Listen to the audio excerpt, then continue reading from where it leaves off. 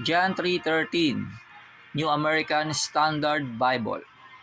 No one has ascended into heaven but he who descended from heaven, the Son of Man. Period.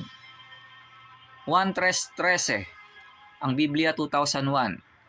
Wala pang umakyat sa langit maliban sa kanya na bumabang galing sa langit, ang anak ng tao. Tuldok.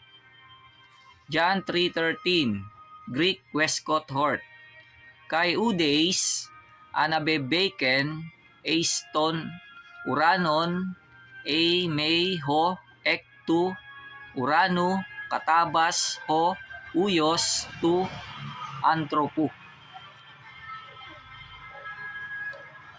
Ang anak ng tao na nasa lupa nung panahon na yon ang umakyat o nakaakyat sa langit.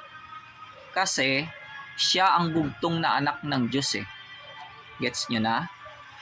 Kung bakit naman siya tinatawag na anak ng tao at sino yung tao o man na may anak sa kanya, saka ako nasasabihin yon. Unheard pa yun eh. Ewan ko kung ako pa lang or dalawa kaming nakakaalam noon sa buong mundo.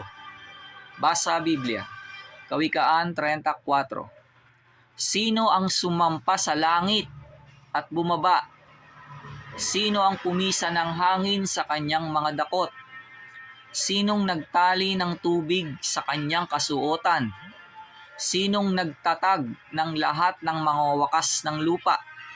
Ano ang kanyang pangalan? At ano ang pangalan ng kanyang anak kung iyong nalalaman? Juan 1:18 ang dating Biblia. Walang taong nakakita kailanman sa Diyos. Ang bugtong na Diyos na nasa sinapupunan ng Ama, siya ang nagpakilala sa Kanya. For more info, knowledge, and wisdom,